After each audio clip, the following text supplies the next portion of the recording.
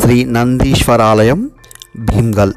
మనం ఈ ఆలయంలోకి ఎంటర్ కాగానే పెద్ద నిల్చున్న వినాయకుడి విగ్రహం కనిపిస్తుంది. ఇలాంటి ఒక అరుదైనటువంటి విగ్రహం మనం ఎక్కడ చూసి ఉండం. ఈ ఆలయం అనేది భీమ్గల్లో కలదు. భీమ్గల్ నిజామాబాద్ జిల్లాలో కలదు. నిజామాబాద్కి 50 కిలోమీటర్లు, హైదరాబాదుకు 172 కిలోమీటర్ల దూరంలో ఉంటుంది.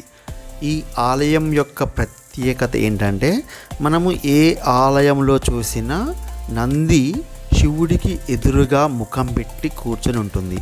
కానీ ఈ ఆలయంలో నంది అనేది శివునికి ఎదురుగా కాకుండా అడ్డంగా పడుకొని ఉంటుంది. అదే ఈ ఆలయం యొక్క ప్రత్యేకత. ఇప్పుడు మనం చూస్తున్నటువంటి ఆలయము కొత్తగా నిర్మించినటువంటి గుడి.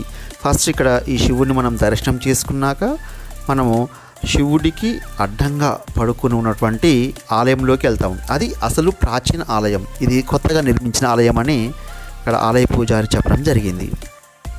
మరి ఎక్కడ లేని విధంగా ఇక్కడ నందీశ్వరుడు శివునికి ఎదురుగా కాకుండా అడ్డంగా కూర్చొని ఎందుకు ఉన్నాడు అనేది తెలవాలంటే ఇదే ప్రదేశంలో ఉన్నటువంటి ఇంకొక ప్రాచీన కాలం నాటి ఆలయం గురించి తెలుసుకోవాలి.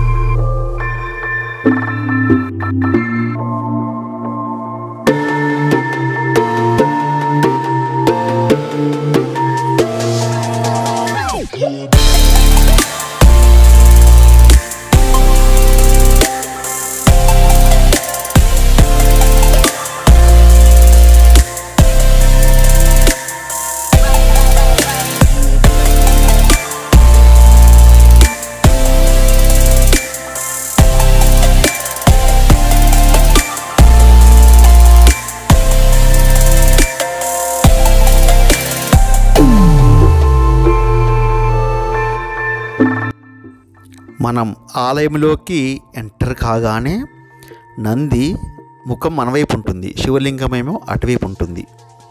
ఇది చూస్తూ ఉండండి ఆలయం.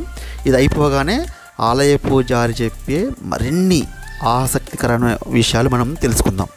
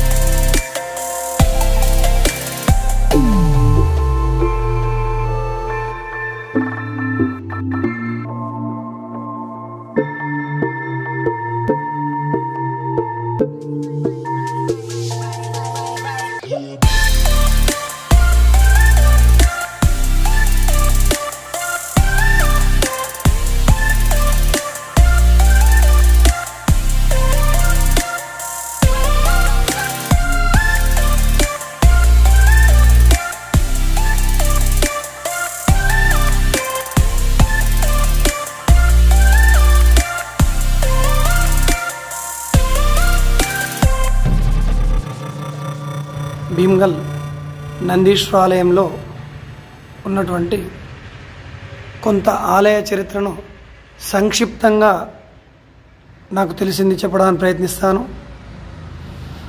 ఐశ్వర్యం ఈశ్వరాదిచ్చేదన్నట్టుగా మోక్షదిచ్చే జనార్దన నింబాచల మహాత్మ్యంలో వివరించినటువంటి విధంగా ఇక్కడ ఉన్నటువంటి రుద్రదేవుడు పార్వతీ సమేతంగా ఆ లక్ష్మీ నృసింహస్వామి వారి యొక్క వివాహ మహోత్సవానికి వెళ్ళడానికి సిద్ధంగా ఉన్నట్టుగా దానికి సూచకంగా ఇక్కడ ఉన్నటువంటి నందీశ్వరుణ్ణి మనం గమనించవచ్చు.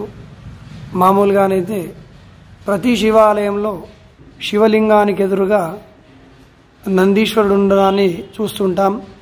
కానీ ఈ ఆలయం యొక్క ప్రత్యేకత ఏమిటంటే, ఆ శివుడికి ముందు భాగంలో నందీశ్వరుడు సిద్ధమై ఆ లక్ష్మీనరసింహస్వామి వారి యొక్క వివాహానికి శివపార్వతులు ఇరువురిని తీసుకెళ్ళడానికి సిద్ధంగా ఉన్నట్టుగా మనకు తెలుస్తుంది. ఇక్కడ ఉన్నటువంటి నందీశ్వరుడు చాలా ప్రత్యేకమైనటువంటి ఆ శివుడి వాహనము.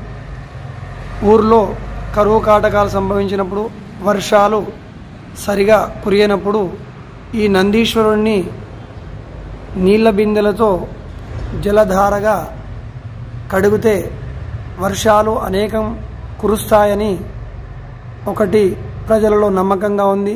కనుక ఏ సంవత్సరం అయితే వర్షాలు సరిగ్గా కురియవో ఆ సంవత్సరం తప్పకుండా ఈ నందీశ్వరుణ్ణి నీళ్లతో జలాభిషేకం చేసి పూజించడం జరుగుతుంది. అలాగే ప్రజల యొక్క భక్తుల యొక్క నమ్మకానికి తగ్గట్టుగా ఆ పరమశివుడు తన జటాజూటంలో ఉన్న గంగను పంపించి విపరీతమైన వర్షాలు కురిసినటువంటి సందర్భాలు అనేకమున్నాయి. జై శ్రీరామ్.